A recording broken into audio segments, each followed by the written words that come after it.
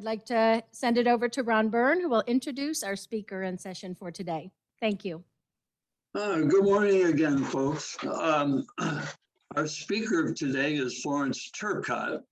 Florence's title at the Smathers Library is University Librarian, which, by the way, reflects well-deserved promotion since the last time we saw her. Right, congratulations on that, Flo. Thank you. Flo has served as overall literary manuscripts archivist, and as part of that, curator of the John D. MacDonald collection since 2005. This isn't her first rodeo with ILR. She's presented to us in past presentations on Marjorie Kinnan Rawlings and on Zora Neale Hurston. So with her presentation today, she's got her ILR trifecta, which is great. In talking with Flo this week, she mentioned that, you know, if you look at an artist or a person's collection of works, you can certainly gain a great appreciation of their talent and who they are at that level. So that's satisfying at one level. But when you get the opportunity to get into their papers, their personal papers, that's where the juicy stuff starts to come out. And to that end, Flo is a co-editor of a new book that's coming out very soon from University of Florida Press, detailing the correspondence between Marjorie Kinnan Rawlings and her protege and literary executive, what is her name? Hurst, isn't it? Julia Scribner. Scribner Bingham, right. Right. And that should be very interesting. And maybe you can tell us a little more about that, Flo, in the Q&As. But today, we're turning our attention to John D. MacDonald. And I'm just going to let Flo take it from here. Flo, you have the floor. Thank you so much, Ron. Great to be with you all again today. I'm going to share my my screen here. I have a little PowerPoint presentation. The title of my talk, and this is sort of just kind of parsed, digging into John D. MacDonald's life and Florida's literary history.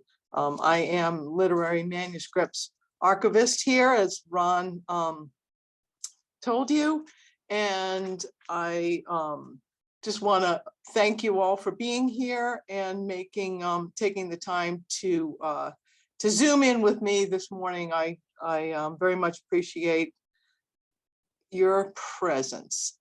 Just going over sort of like, here's a sequence of the presentations that the people in my department are making for ILR this spring, and we have quite a bit of eclectic kinds of topics here. Today is is my presentation, and just heads up, you do not want to miss the presentation by Rebecca Jefferson next week on Jewish cookbooks. It's really lots of fun. Thank you for asking me again to make this presentation. I'm going to tell you a little bit about John D. MacDonald's life and his writing career, and then I'll give you sort of a behind the scenes look at the project of archival processing and what that all entails. And then I'll talk a little bit about a project that I'm working on to publish some of the materials from the John D. MacDonald archive. So this is basically just a little biographical statement about what the collection entails.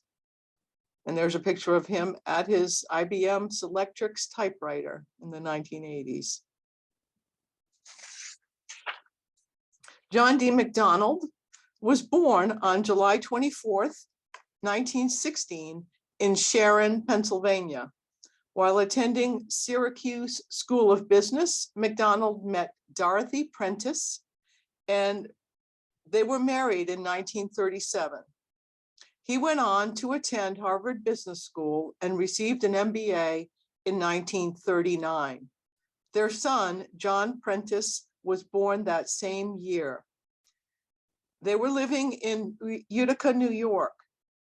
John struggled with holding down a steady job, and the young couple floundered until John decided to enlist in the US Army.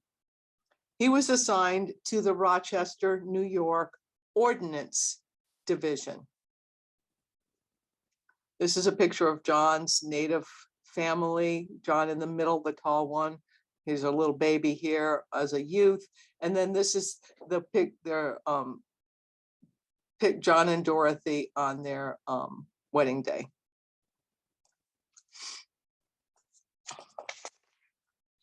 His commanding officer in Rochester saw potential in the young lieutenant and decided to take John with him to the India, China, Burma Theater in 1943. During the war, MacDonald served as an ordnance officer for the Office of Strategic Services, OSS, which is the precursor to today's CIA. His duties did not include intelligence gathering, however. In 1945, he sent a short story to Dorothy, his wife, without his knowledge, submitted it to Story magazine, where it was bought for $25. He arrived home after his discharge from military service in 1945, and when Dorothy told him he was a published author, he decided to start writing full-time. So he had found his vocation, and this is an acceptance letter from Story magazine, which is a big deal, in 1945, while he was still overseas, to publish his short story.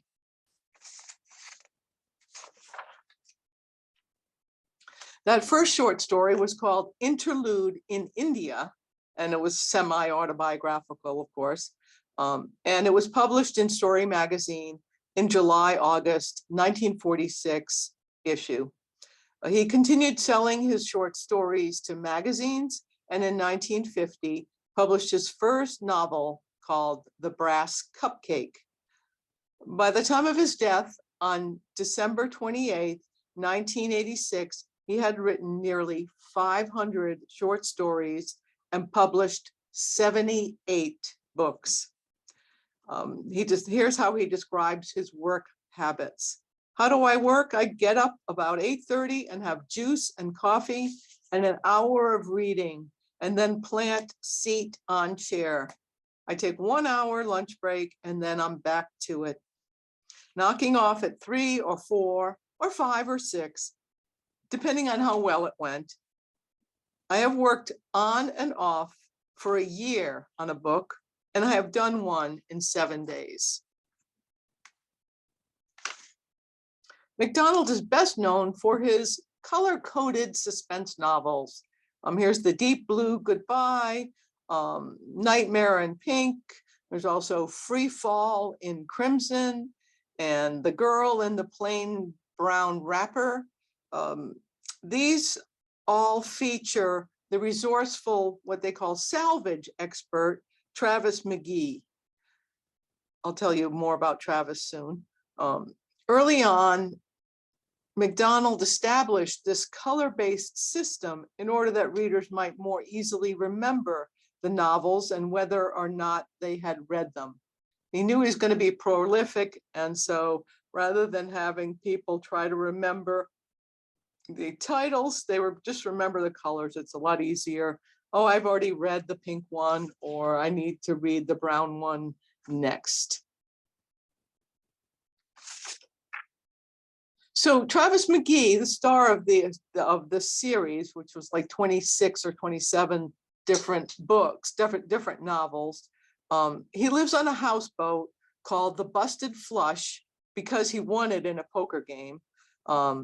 The busted flush sits in a slip numbered F18 at the Bahia Mar Marina in Fort Lauderdale. McGee undertakes to recover for its rightful owner money or property of which the owner has been wrongfully deprived and has no other hope of recovering. McGee takes half of the value of the goods or money recovered as his fee. So that's his shtick. He's sort of like a private detective, but they call him salvage expert because he goes after bad guys outside of law enforcement in order to recover people's goods or material or money. So many of the titles were translated into foreign languages, and they're characterized by flashy and often provocative covers, such as this one in Italian. I'm not sure which novel this is, but tra le file means between the threads or between the lines in Italian. So and we have a number of foreign language editions of MacDonald's books in the collection. We have hundreds of copies of his 78 novels, including some in foreign languages and different editions. So Travis McGee had a favorite drink, of course, to make the legend, and that was using the Plymouth gin, and there was a cult-like quality to his following. The readers were inspired to create artwork, handicrafts, not to mention recipes. So if you'd like to drink like Travis McGee, you need to put some sherry into a glass, but then dump it out. So you're just simply lining the glass with a little bit of sherry, and then you fill it with Plymouth gins. It sounds like a really strong drink, a little bit of lemon peel in there, and you're drinking like McGee. A McGee fan club was formed, and MacDonald was given an honorary membership certificate. I once had a student assistant who volunteered to work on the the MacDonald collection, because his parents were huge MacDonald fans and had named him Travis. He was like a chemistry major, but he was like, I want to volunteer and work with MacDonald collection because I want to find out more about why my parents named me Travis. So that was pretty cool.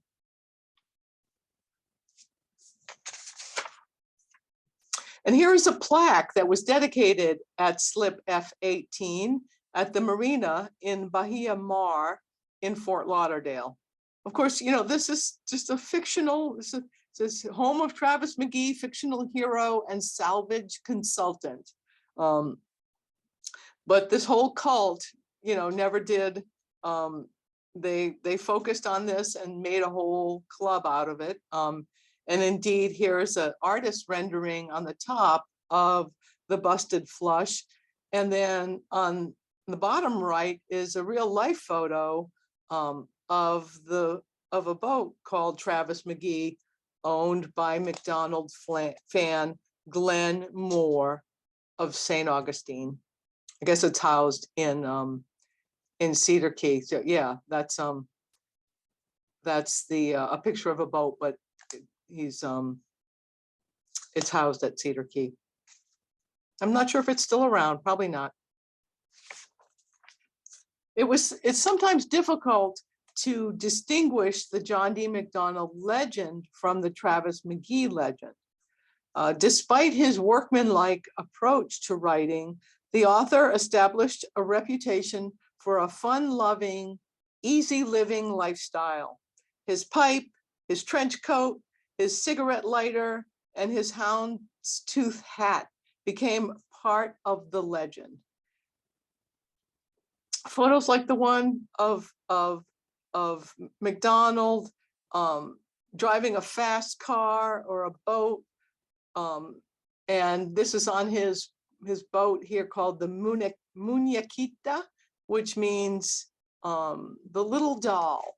So he had a fast boat like Travis McGee. And here's a picture of his drinking map. Okay, so he made an artist did this for him. I don't think he actually drew this, but probably drew it on a cocktail napkin, and the artist rendered it on a big sheet of plastic. We have this in the archive, and it describes the different areas of Florida. And of course, the area around Gainesville is described as lush.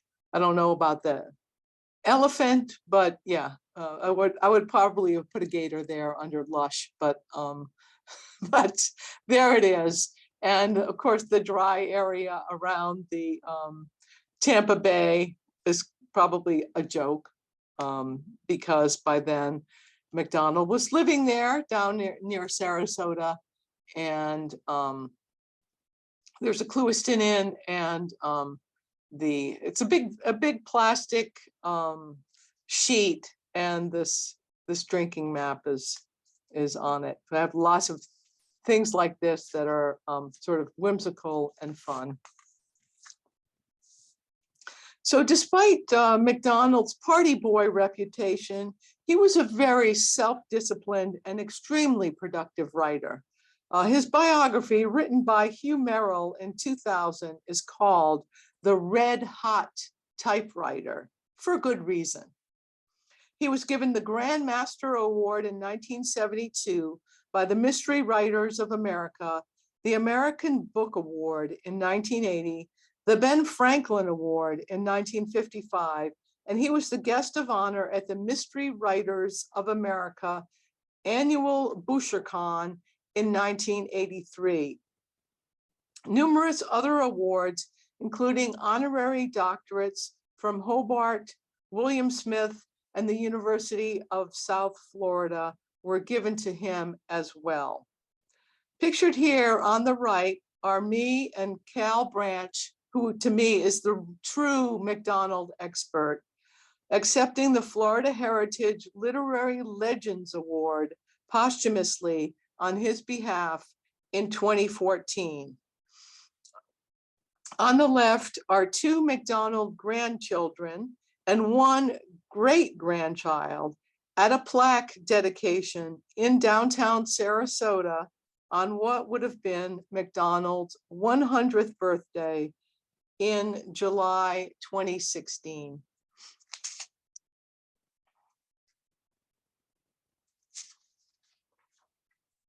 MacDonald first visited Florida in 1949, and after spending winters in the Clearwater and Sarasota area, bought a house in 1952 on Point Crisp, Sarasota, and lived there until 1969, when he and Dorothy moved into a new home built for them on Siesta Key.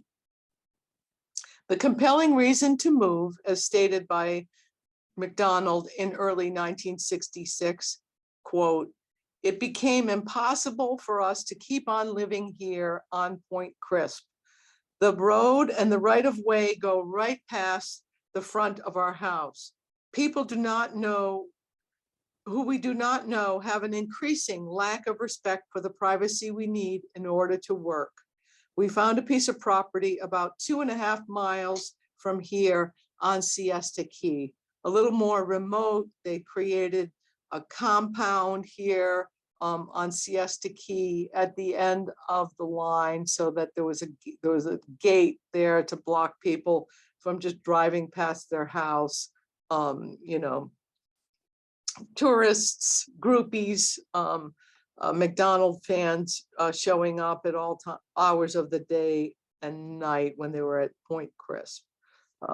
So while he was living, Dorothy, by the way, was an accomplished artist. We have some of her artwork in the collection as well. Very, very nice, really nice artwork. While he lived in Sarasota, MacDonald contributed to anthologies, magazines. He assisted in some film and television adaptations of his writing. He taught at New College. He served on the board of directors of Ringling School of Art and participated in local environmental preservation efforts. One of his books, called A Flash of Green, is used in environmental history classes at UF because it's about the preservation of Florida's natural resources. Really awesome. I don't know if you've ever seen the movie. There's a movie called A Flash of Green that has Ed Harris, starring Ed Harris. It's really a good adaptation of one of his novels, and I recommend it. So now we're going to talk a little bit about the collection and how it got here and what kind of shape it was in. We call the MacDonald collection the JDM for short. We have a lot of acronyms in our profession, and this is no exception. It was when it came in the 1970s, MacDonald was alive, and he donated his collection through to the libraries. And it was originally partially transmitted to us in 1970s. And they were placed in archival boxes like this one. Additional processing and other materials were added after the collection was formally transferred to the libraries in MacDonald's at the execution of his will after his death in 1986. So this is kind of what it looked like. And 472 boxes crammed with stuff. And I'm going to talk a little bit about what that looked like when I landed as curator in 2005. So I applied for, soon after taking the position, I applied for a grant to hire some MacDonald experts and student assistants to go through the collection box by box and do an inventory and sort of analyze what it was like. So here's some of the issues that came up that caused me to go, I need a grant. You know, most of the boxes were pretty good, and they had folders in there. I don't like these like adhesive stickers that were on the folder tabs. Those can kind of dry rot, and the adhesive gets caked, and they fall off a lot. But this is a good example of a fairly good box. And then we had things like, you know, books by MacDonald. So there was a series, all of his manuscripts were gathered together. So that was good. That was fine. But parts of the collection were in pretty bad condition.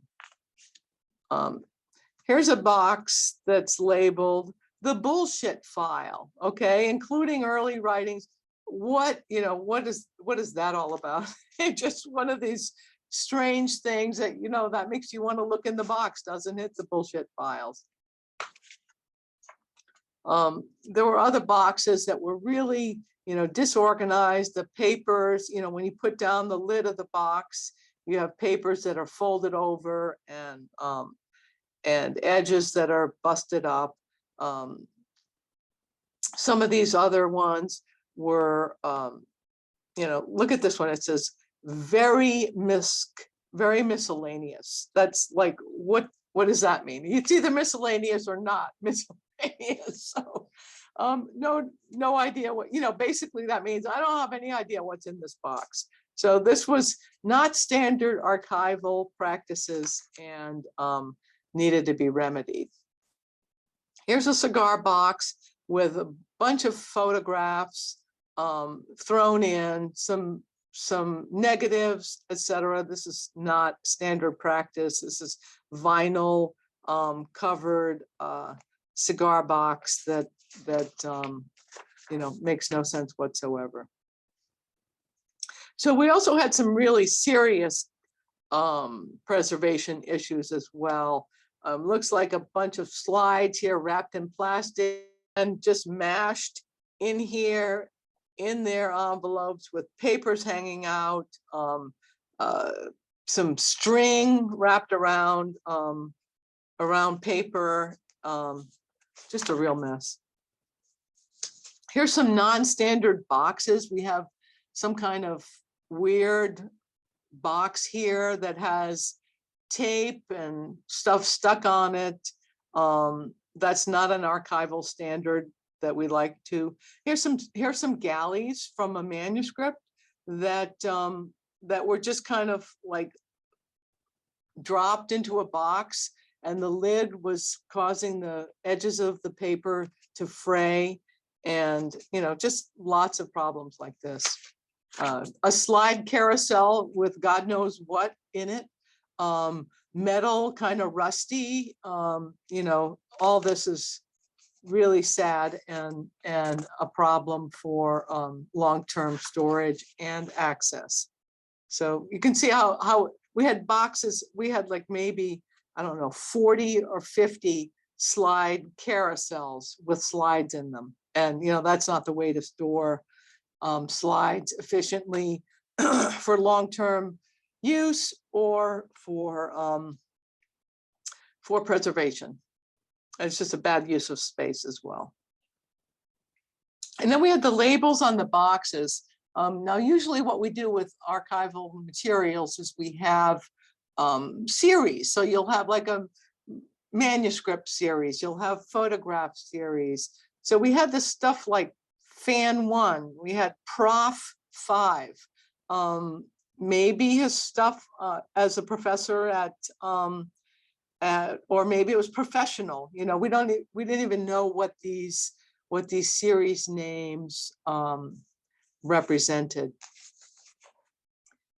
He just gave us his personal computer, his IBM computer, and we didn't know what was on it or what to do with it.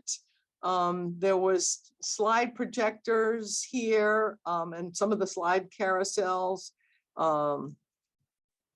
and slide viewers that were in the collection. So we hired 2 consultants with the grant money and a graduate student, and we got to work reprocessing this collection. Like I said, it was 472 boxes. So we sat down and we formulated an outline for the classification of the items in the collection, and then tried to figure out where each box and the contents of each box should go. We came up with an inventory. Well, this was the original inventory number of source boxes. So this was originally, so just manuscripts, just the manuscripts was 203 boxes with his novels and short story manuscripts, like a lot of it. So here's a photo of one of our consultants, Cal Branch, like I said, the MacDonald expert. And I hired him to come up with his wife from Hudson, and they came for like a couple of weeks at a time, and they would come up, or they would come up for a couple of days. And I think they made a total of like 10 trips working with me in the collection. Here is a picture of me in the stacks working on a little laptop, going, what was in this box? And, creating a new inventory and deciding where everything should go. So we went from 470 something boxes to 199, just short of 200 boxes of the real wheat, separating it from the chaff of this collection. So to you, this might sound like incredible drudgery, but we did have some fun. We found some memorabilia. Like I said, here's the houndstooth hat that I put on my head. Some really cool movie posters, Cape Fear is one of the movies based on his book called The Executioners, The Man Trap, Flash of Green.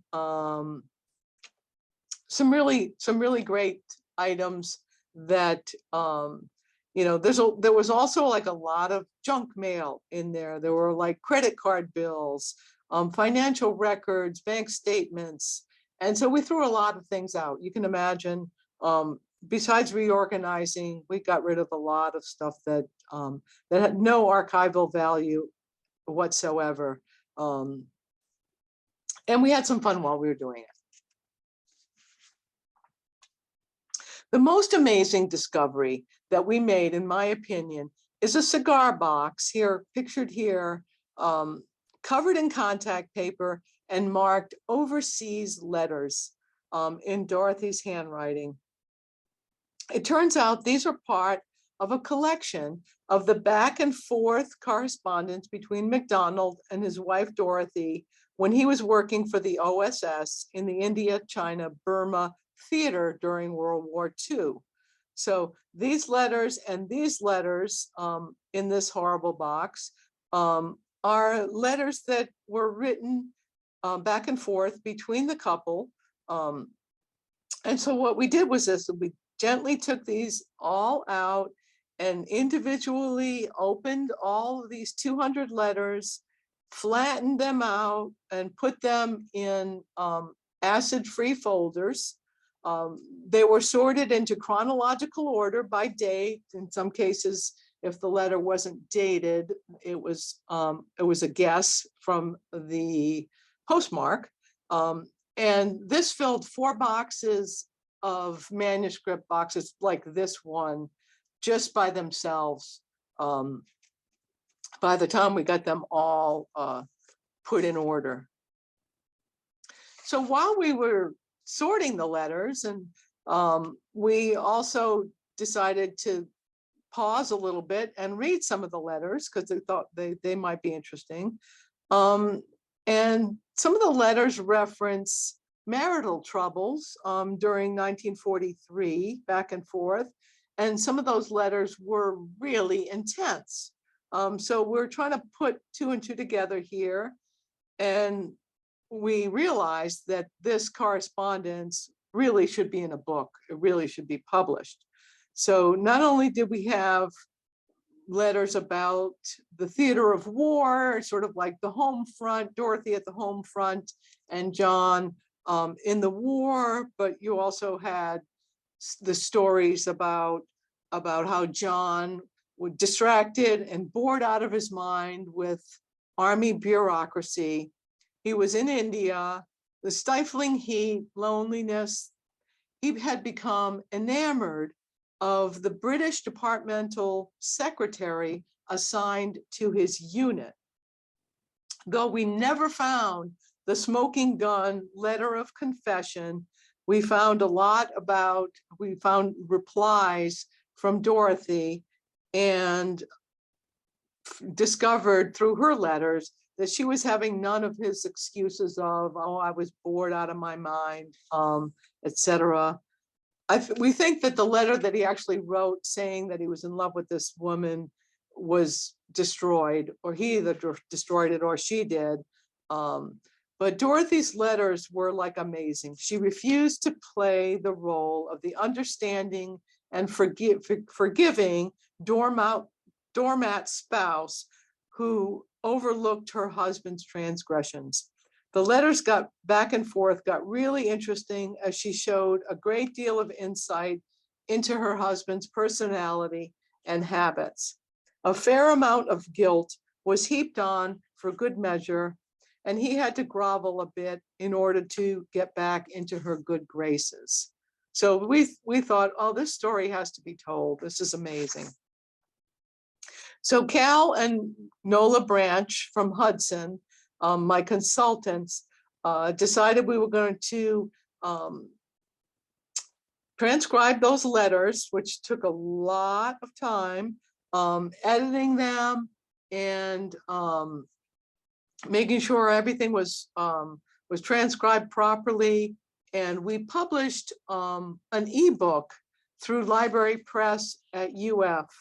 Julianne will send you the link to the ebook. It's a free electronic book, and you can download it or read it out loud.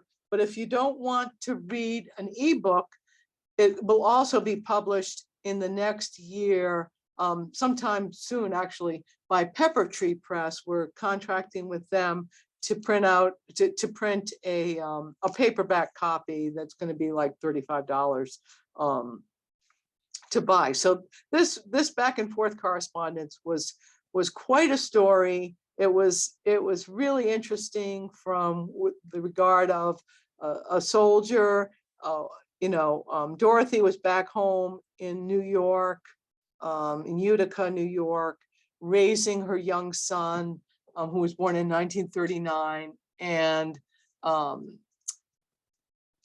anecdotes about the boy and young John Prentice and his escapades, and the feeling of guilt that MacDonald was undergoing with this dalliance that he had with the secretary, going back and forth. It was really an interesting project, and it came out to be a really good book. So this is pretty much it. I can show you the this is what the ebook looks like. You just have to click on that link that Julianne is going to send you to get to this work. And like I said, it's going to be available soon through Pepper Tree Press. But if you can't wait, go ahead and download it. And I hope you enjoyed the presentation. I'm going back here. I'm going to stop sharing. Yeah. Great, thanks a lot, Flo. Thank you very much.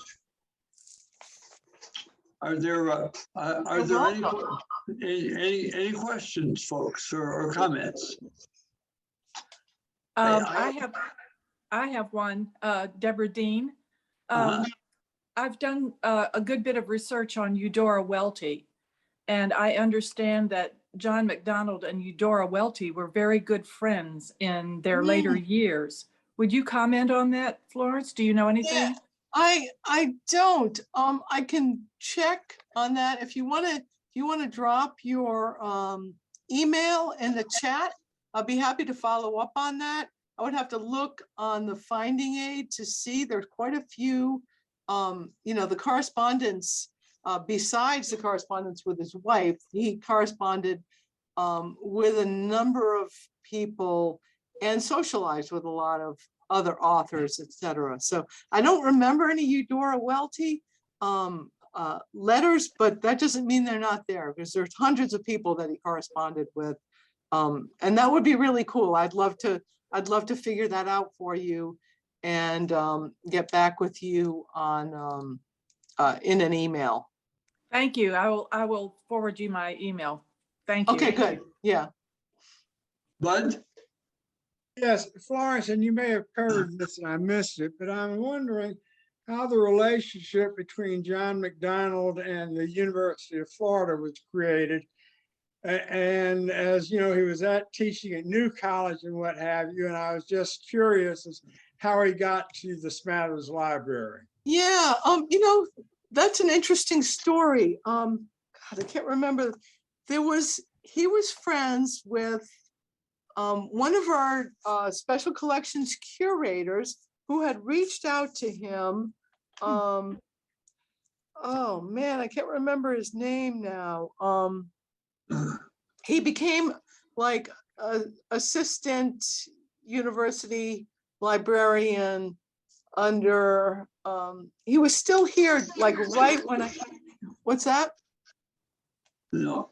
No, anyway, he was friends with one of the librarians who contacted him. Any author that that lived in Florida, that worked in Florida, or that wrote about Florida was pretty much contacted by the rare books librarian back in the day.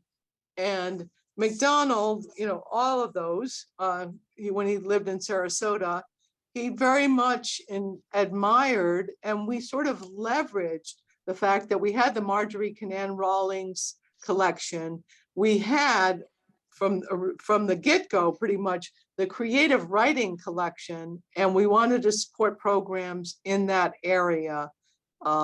Sam Gowan, there is his name, it finally came out. Sam Gowan befriended MacDonald, and Sam was a great person. He was very outgoing, and he basically corresponded with MacDonald and got MacDonald to make a deposit of his materials, and that came in the 70s and the early 80s. And then when MacDonald died in 1986, it was in his will that the materials be donated to the University of Florida.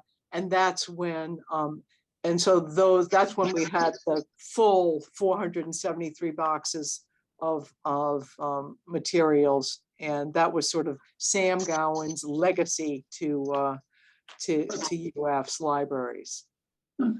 Julianne, did you have one? I actually do. Flo, you showed us the rusty carousel with the slides, and I was just wondering if those slides were preserved at all, or no, they just stayed in the carousels. Well, no, they were taken out of the carousel because the carousel was all rusty, and unfortunately, sometimes slides get really kind of like they take on a reddish tinge, those old slides, and they deteriorate greatly. But we did save quite a few slides, and we have special archival containers to put slides in. They're like vinyl sheets, but archival vinyl that doesn't break down or off gas. And the slides that were salvageable or meaningful are kept in those in boxes, in file folders. So we have thousands of slides still. The MacDonalds in their dotage love to go on cruises. So we have a lot of sunset over the Atlantic, or sunrise, or whatever, on cruises. We have, we had photographs of, people that just unknown people on boats with no captions or anything like that. Those we got rid of. The ones that were not salvageable for preservation reasons, or that had no archival value, we tossed thousands of slides, but we kept thousands of slides. So yeah, that's a good question. And those archival, those rusty slide carousels went in the dumpster, along with the boxes with rust on the inside that they were stored in, right? But do you convert all those slide pictures so that people can see them, or do you just? Well, it depends. If they're like really super, we do have a slide scanner that digitizes slides, so you could put a whole cartridge of slides in, and it would scan them one after the other.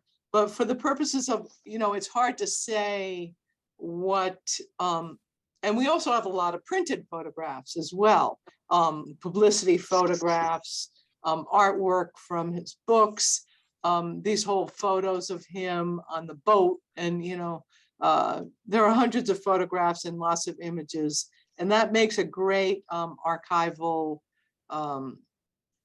without having to go to the expense of digitizing thousands and thousands of slides. We try to describe them as best as we can, and then move on, because of the necessity of the cost of all this detailed processing.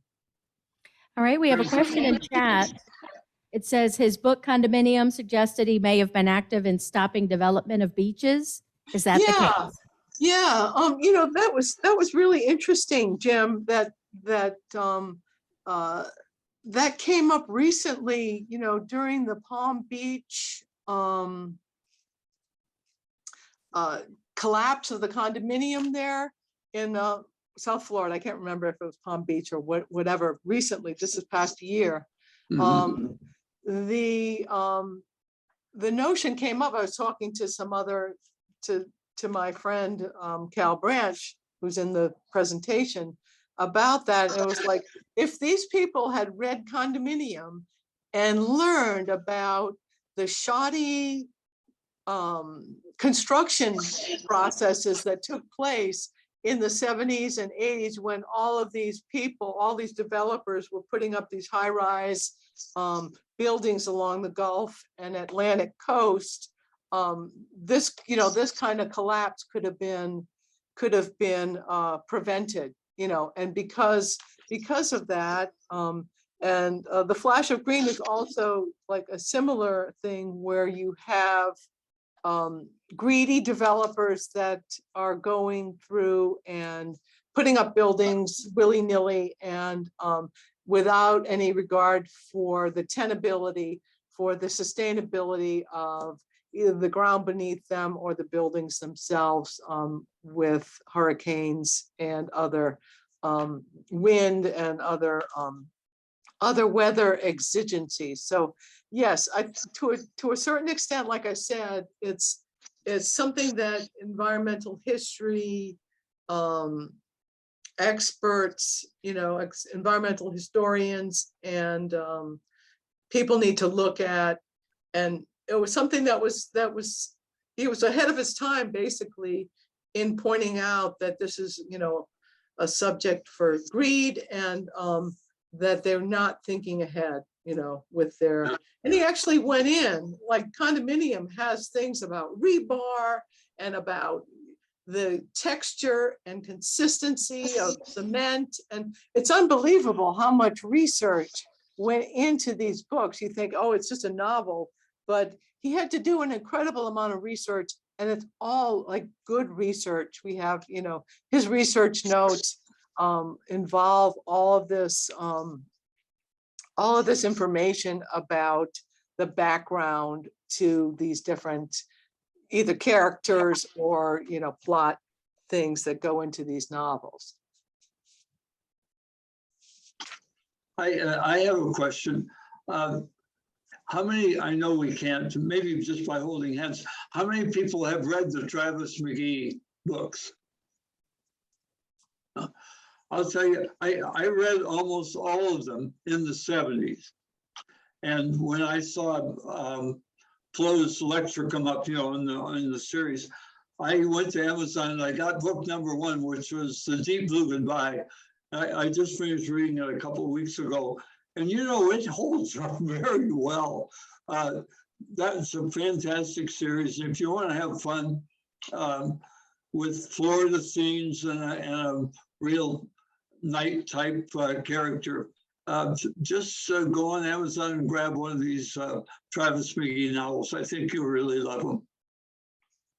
Yeah, it's kind of like Travis McGee was kind of compared to Robin Hood kind of thing, where he goes out and rights past wrongs external of law enforcement. And so it's sort of an interesting thing. Travis McGee is like, hard drinking, hard loving man. And there's a lot of sexist stuff.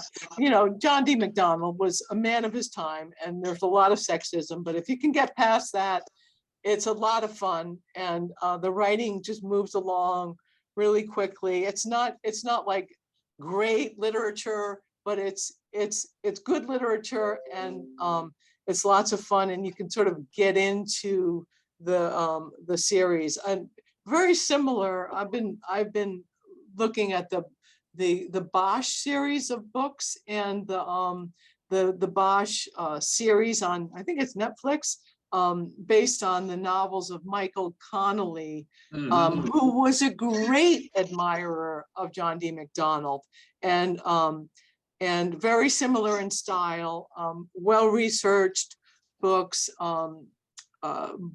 Hieronymus Bosch, his name is Harry Bosch, goes through and sort of, for a while, he was in the Los Angeles, so it's all based in California. And Connelly is a UF graduate, But these Bosch novels are based in California, but same idea with lots of fun. And I'm reading some of the books on CD also. It's really great. Yeah. Flor, do you want to tell us a little bit about this book on Rawlings that you've got coming out? Yeah. If there's no other questions about MacDonald, I just want to clue you in.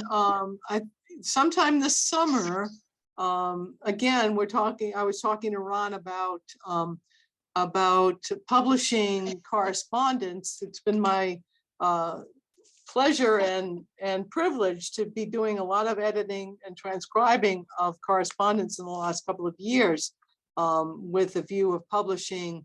So besides these letters between John MacDonald and his wife, we also uncovered, we were gifted, the university was gifted a collection of correspondence between, actually letters to Julia Scribner by Marjorie Canaan Rawlings in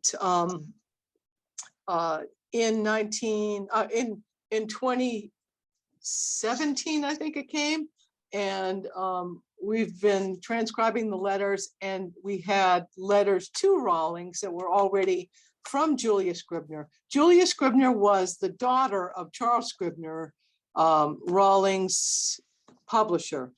Mm-hmm. And she met Rawlings when she was like 21 in 1939. Rawlings was like 43, I think. And so there was, but they befriended each other, and Julia wrote back and forth to Rawlings. She was living in New York, mostly in New York area, in New Jersey, and Rawlings was here, of course, in Florida. Julia would come down and go fishing and hunting with Marjorie, and enjoyed that kind of respite from the New York socialite kind of atmosphere. So really interesting correspondence. We decided that was definitely a book, that it was a very interesting relationship between an older woman and a younger woman. And then as Rawlings got older, as both of them matured, it seemed like Julia ended up mothering Rawlings to a certain extent. So we had, Julia writing to Rawlings, it really makes me nervous when you drive and you've had too much to drink. We had that accident when I was there at Cross Creek, and it scared the devil out of me. And, I really don't think you need to be drinking so much, or don't drink and drive, those kinds of things, where the role was reversed from being a mentor, from being a mentee to being a mentor with regards to Rawlings. Very interesting. Julia was quite a correspondent. And of course, that Rawlings, really great at writing letters and funny anecdotes. And again, during the World War II period, Julia writes one time that they're having air raid signals in just after December 7th, 1941. Like, she writes on December 9th or 10th from New York City, that they have the air raid sirens keep going in.